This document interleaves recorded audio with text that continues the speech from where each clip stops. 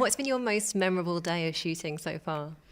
In series 3, we had a big fight scene with a flaming sword, and that took 3 days, 2.5 days.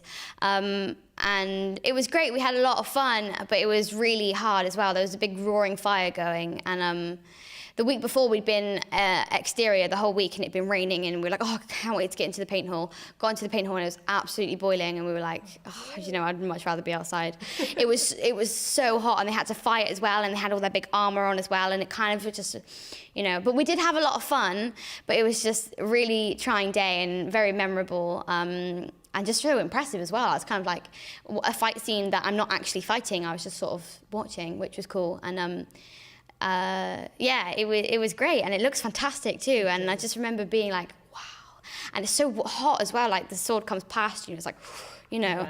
It would be so difficult to fight with a flaming sword, I think. But it was actually flaming as well, which is cool that they didn't CG that. It was genuinely on fire. So that was cool to kind of actually see that. That's incredible, definitely. Mm-hmm. I mean, are there any other moments that you think, oh, wow, if fans knew the behind the scenes of Game of Thrones, what would they find surprising, do you think? The beheading, I think, for a lot of it. It was just a guy really slowly raising a sword and then lowering a sword and then going, cut, and that was kind of it for a lot of it. Then they came closer and I don't even know how they did it. It was kind of fake head, not fake head, Sean, fake body, head, blood, done. It was, it was kind of strange. And I think it wasn't like, cause I was kind of like, oh my God, this is gonna be amazing. And then it was just like, oh, we'll put the fake head in now. Okay, we'll take that out and we'll put blood here and okay, we're done. I was like, oh, okay, I thought someone was going to actually get their head cut off or something really cool. Someone's going to have like blood. But it was just, I think people would be like, oh, that was not what I expected at all. And now, what do you do when you because you have a lot of emotional scenes as Arya, don't you? You can go to some quite dark places. How do you chill out? How do you shake all that off at the end of a shoot?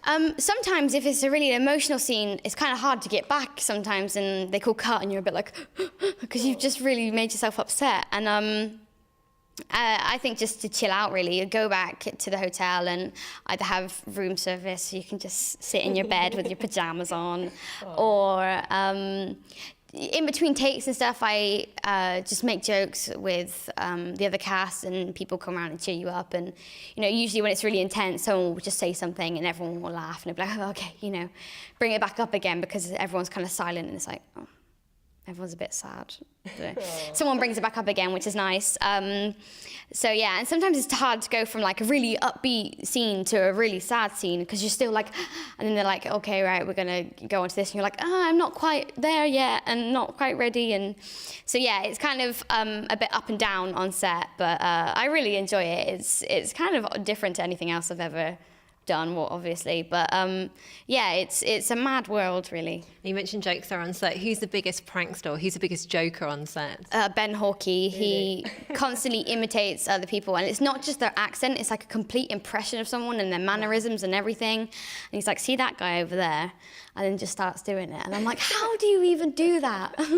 It's mad. And does impressions of people, and before we roll, there's someone who everyone's saying quiet please, and there's like a little repetition of things that people call out, and Ben's just there in the corner saying the same things. I'm like, Ben, stop it, we're supposed to be going, and I'm supposed to be angry with you, and you're making me laugh. And that scene in episode 1 where we're both walking through the woods, all three of us are walking through the woods. It was just chuckling when it was on the wide shot. He's just, constantly making jokes and things.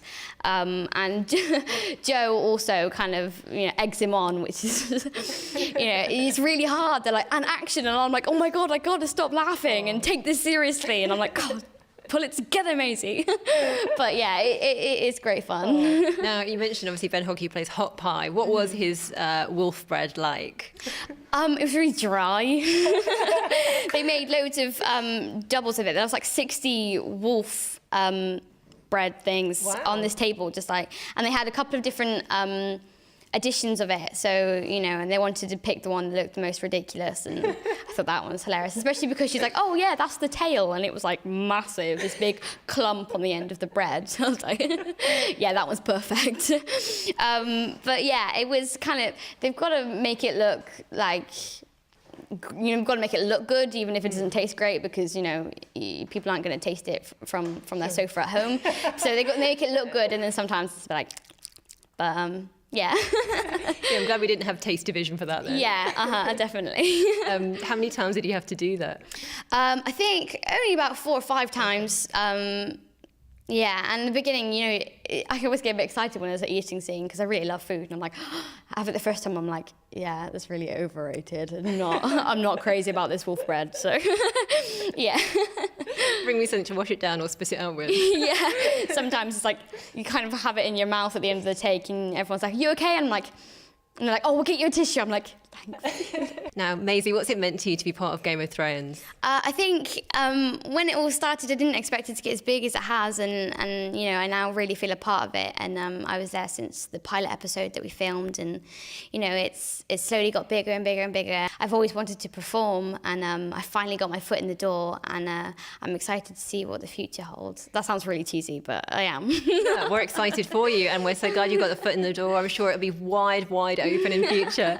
What would you like to say to the fans out there who are watching this interview, Maisie? Thanks for watching. It's kind of nice to show Maisie as well sometimes, because everyone's used to seeing me playing Arya. It's nice to just, you know, show you what I'm like. And yeah, I'm not quite as grumpy as Arya. I'm quite, you know, lighthearted. But yeah, thanks for watching the show. And it wouldn't be quite the way it is without you guys. So yeah, thanks for that.